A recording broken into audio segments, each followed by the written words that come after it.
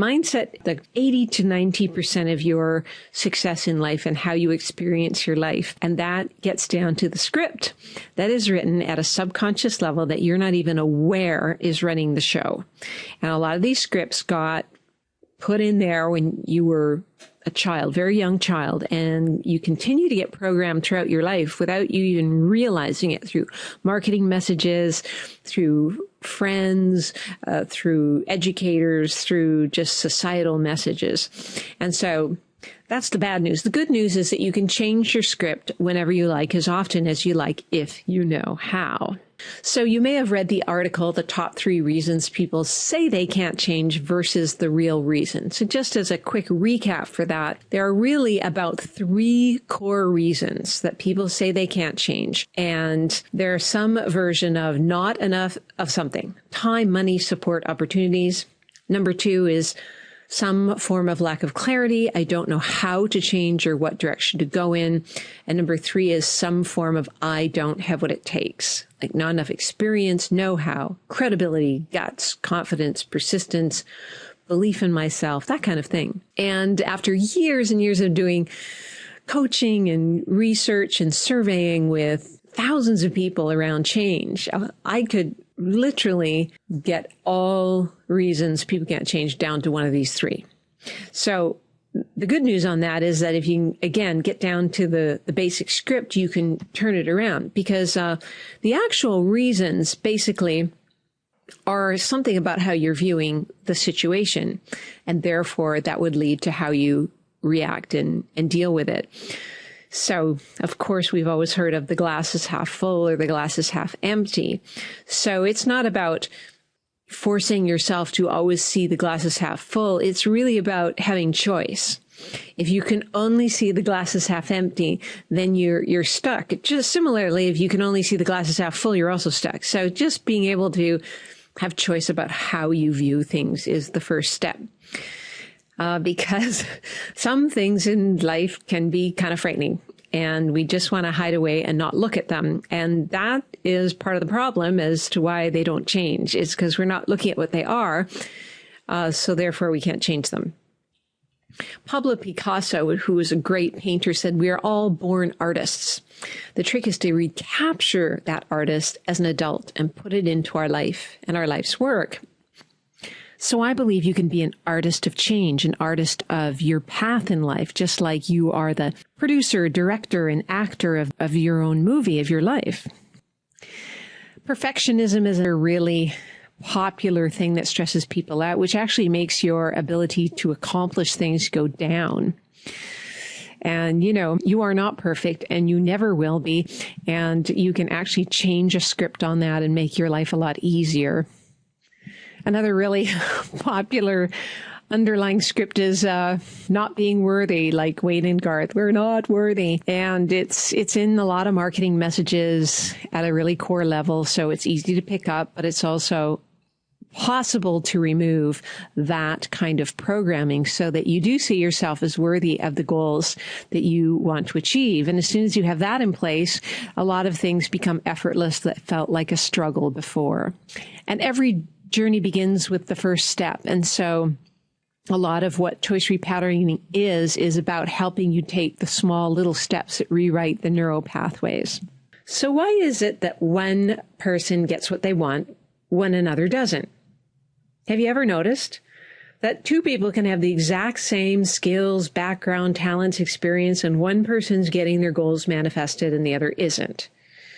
Well, all that won't help if you have a script in your unconscious that is blocking your success. But the good news is once you reprogram your unconscious mind, you can actually get the blocks out of the way. Now, you've probably made a few mistakes in your life. We all have. Mistakes help people grow and learn, so they're a great thing, and they're necessary and really an unavoidable part of life, of course. So maybe you're in debt, or maybe you spend more than you earn, or you're stuck in a job you don't like, or maybe you love your job, but you're constantly afraid of failing, or maybe you have this ongoing tension with a key person in your life.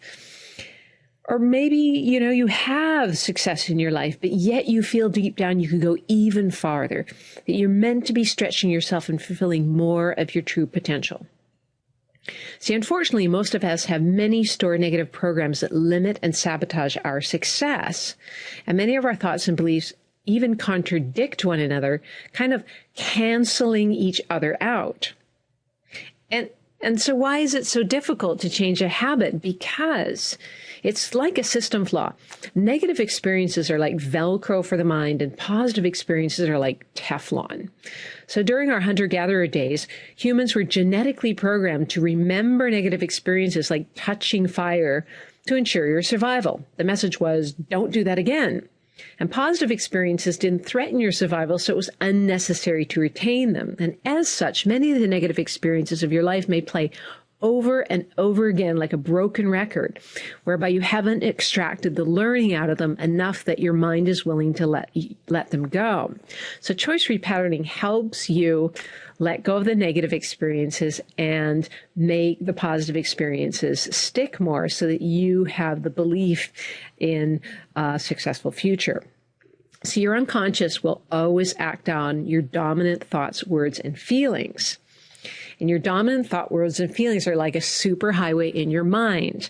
And the energy will always go down that path unless you write a new neural pathway. And when you write a new neural pathway, it might just end up being like a little path in the forest. So you're going to have to keep having some habit in your life that reinforces it over time. That's why doing affirmations once or having a one-off weekend where you suddenly get this new possibility for yourself isn't going to make it stick in the rest of your life, because you don't have something ongoingly writing the path and turning the path in the forest into a big super highway. Some people, they just have scripts that tell them that they're successful, they're innovative, that they're wealthy. And some people don't. It's like, they could win the lottery and, many studies show that within a year, all that money is gone because the script is not allowing them to have that in their life. Your choice patterns determine your life. So if you have something underneath saying, I don't deserve to have it, or it's unsafe to have it, and a lot of people actually have that as a belief, it's unsafe to have money, or people will disapprove of me, or I don't trust myself, for example, when I have money, or my life will be too uncomfortable, then even if you think you want it, it's not going to happen. So, and again, all of these kind of scripts happen when you were maybe really young. They get written, or you watch something happen to somebody else and you make a decision. You don't realize you've made those kind of decisions. And they're common not just in the area of money, but also health, relationships, career, and even spirituality. They may seem illogical, but again, they're picked up without you realizing it, and you're still getting programmed all the time. But the good news is that with something like choice repatterning, you can actually reprogram yourself on a regular basis. Success in most areas of life comes from a combination of your programming, knowledge, commitment, and persistence. And while you may intellectually understand what creates success, the embodiment of that success requires something altogether different, something regular and ongoing. See, most people who are highly successful don't say they achieved their success overnight or that they did it alone. They achieved their success with the help of others, and it came little by little, overcoming mistakes and setbacks and obstacles, learning from them and moving on. And sometimes it's really hard to figure out what was the learning out of a hard experience, but having others to help you do that is so important. So most people go off track several times, but then they get back on track and they have some successes and they gain confidence and they just keep going step by step, building over time. And then voila, success. It's never a clear straight line. And as such, the journey requires the right kind of environment if you're going to stay the course. It's like you need to have the right soil into which you can plant your seeds of success.